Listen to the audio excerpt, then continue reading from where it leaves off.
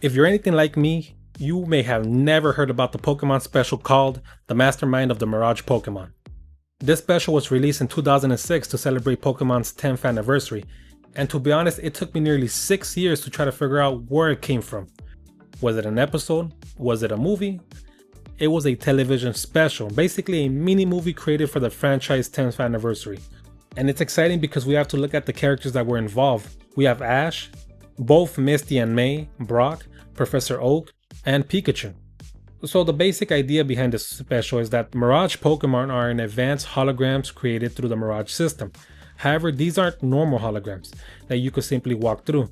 They can move, attack, and physically battle real Pokemon while they remain connected to the system.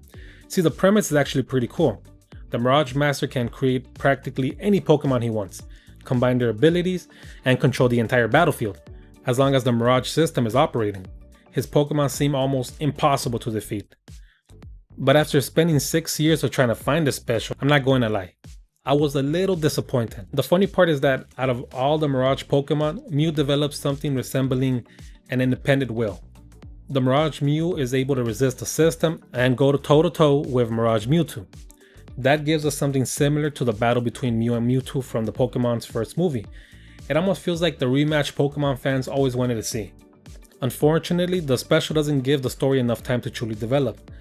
I guess the best comparison to the special I can make would be Yu-Gi-Oh! Bonds Beyond Time. If you grew up watching the original Yu-Gi-Oh!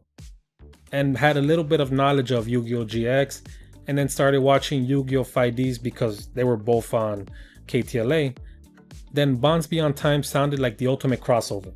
You had Yugi, Jaden, and Yusei together in one story.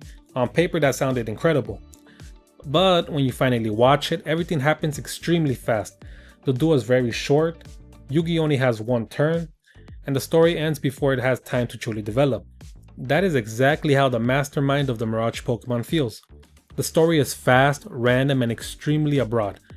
It feels like something you watch just for the experience, but once it ends, you're left thinking, that's it? For Pokemon's 10th anniversary, that special gives us plenty of fan service. Misty returns, we get to see Misty and May in the same story, Brock is there, Professor Oak is involved, and Ash is placed in another major battle involving Mew and Mewtwo. However, none of these characters are ultimately able to defeat the Mirage Pokemon themselves. Ash and the others spend most of their special fighting enemies that are practically indestructible, because they are connected to this Mirage system. In the end, basically it's Mirage Mew who's able to bring down the whole system. So the heroes aren't really fighting a normal Pokemon villain, they're fighting a man who can continually create holographic Pokemon that cannot be permanently defeated as long as the system remains active. That is an interesting idea, but the special doesn't do enough with it. I just feel that the Mirage system could have created a much bigger story about whether artificial Pokemons are truly alive. It could have explored more on why Mirage Mew developed its own free will, while the other Mirage Pokemon remained under control. Was this version of Mew actually becoming alive? Did it somehow inherit the personality of the real Mew? Was Mew's nature simply impossible for the Mirage Master to control completely? Those are interesting questions, but I feel that the special moves too quickly to explore them. That's probably my biggest problem with it. It has characters, the fan service, and genuinely interesting premise, but it doesn't have enough time to build the story or develop its characters. I was left a bit dissatisfied.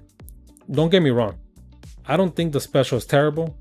It's a fun and unusual piece of Pokemon history. The idea behind the Mirage Pokemon is pretty cool. And the battle between Mirage Mew and Mirage Mewtwo, it gives us a glimpse of the rematch that all fans I think wanted since the first Pokemon movie. I just wish the special had been longer. With more time, this could have been a full Pokemon movie. This could have explained the Mirage system better, developed the villains, explore Mirage Mew's free will, and given Misty, May, Brock, and Professor Oak more meaningful roles in defeating the enemy.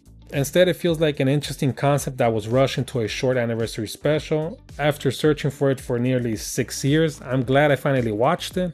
I just wish the final experience had lived up to the mystery surrounding it.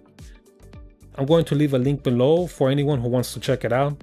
After you watch it, come back and tell me what you think. Did you enjoy the mastermind of the Mirage Pokemon? Had you ever seen it before? Do you think it should have been turned into a full movie? And if there is something important about the special that I missed, let me know in the comments below. I would love to hear what you guys have to say. Until next time, take care.